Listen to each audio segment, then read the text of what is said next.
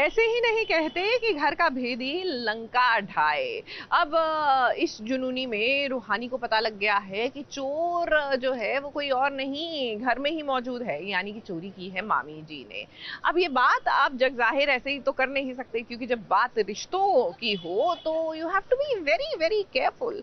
तो अब ये चोरी हुई कैसे, ये रूहानी पता लगाएगी और घर वालों के सामने बात जग जाहिर करेगी। हे भगवान, आँख खोलो, कहाँ हो तुम? इतनी दिखाने से पहले हमको मार काहे नहीं दिए, उठा लेते हमको। पढ़ी लिखी बहू घर में आएगी तो फायदा ऐसा ही होगा। अब देखिए रूहानी को ये कितना बढ़िया दिमाग लगाया है उसने।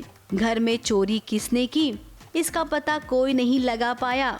बातों बातों में जब उसने मामी के सामने एक बात कही, तब फट से मामी के मुंह से चोरी की रकम निकल गई। अब रूहानी ने इसी बात को पकड़ ली और सबके सामने ये बात रखी कि जो पैसे चोरी हुए थे उसमें कितने पैसे थे वो तो केवल मुझे पता है। मामी जी, आपको कैसे पता चला?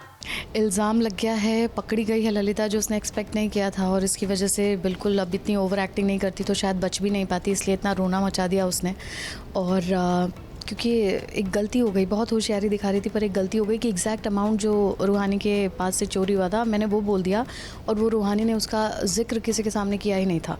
तो उसको शक हो गया मेरे ऊपर और फिर उसने एक साथ बहुत सारे क्वेश्चंस मुझसे कर दिए और दिस इज़ हाउ मैं अटक गई। अब मामी जी ने खुद को बचाने के लिए बहुत बड़ा हंगामा किया। अब हम सब जानते हैं कि मामी के साथ अम्मा भी शामिल है। अब अम्मा को खुद को तो बचाना ही था, इसीलिए उन्होंने ललिता मामी का साथ नहीं दिया। लेकिन समझने वाले को इशारा काफी है। घर में कुछ लोग समझ गए कि पैसों की चोरी ललिता मामी ने ही की थी, ये कविता को तो केवल फंसाया गया था। अब गुरु आपको मानना पड़ेगा कि भले ही आपका नाम गुरु है, लेकिन आपकी पत्नी को आपको गुरु मानना पड़ेगा। तो अम्मा ने इस बात का अंदेशा पहले ही जताया था कि ललिता जल्दी से पैसे रिटर्न कर दो वरना इस तरीके की सिचुएशन हो सकती है। और मैंने सोचा था कि ठीक है, कर सकती हूँ मैं ये, लेकिन रिटर्न करने की बजाय मैंने वो कविता के पास डाल दिए और फिर कविता से मिल गया उनको, तो बहुत ही कुछ हौच पौच हो गया। और फिर जीजी की अम्मा ने देखा कि ऑलरेडी मैं फंस रही हूँ, तो मुझे बचाने के बजाय मुझसे पल्ला ही झाड़ लिया। सो दरअसल रूहानी जब इंटर्न थी हॉस्पिटल में तो वो अपनी मेहनत से जो कमाए थे उसने 16,000 रुपये, उसमें से कुछ उसने खर्च किए थे और जो बाकी के पैसे बच गए थे वो 12,360 रुपये थे। उस पैसे का इस्तेमाल वो सत्यनारायण भगवान की कथा जो हमारे घर में होने वाली थी उसमें वो लगाने वाली थी, और उसकी वो पूजा सफल ना हो जाए इसके लिए मैंने वो पैसे चोरी करवा दिए थे। तो और वो करवा नहीं पाई थी तो अपने बूंदे उसने दे दिए उसके बदले, लेकिन गुरु ने कहा था ये पैसे का मिलना बहुत ज़रूरी है। शिकंजा इतना कस चुका था कि लगा कि अगर पैसे और चेक हो गया और मैं पकड़ी गई तो दिक्कत हो जाएगी, तो कविता को फंसाने की कोशिश की। फिर पता चला कि सारी कहानी खुल के सामने आ जाएगी। जो सामने वाला गलत है उसका झूठ तो पकड़ा जाएगा ही।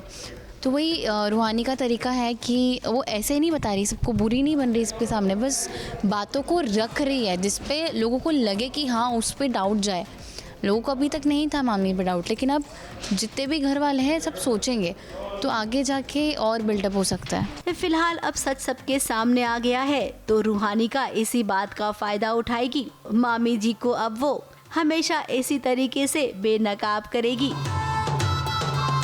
मुंबई से रिद्धि जैन के साथ एबीपी न्यूज रिपोर्ट।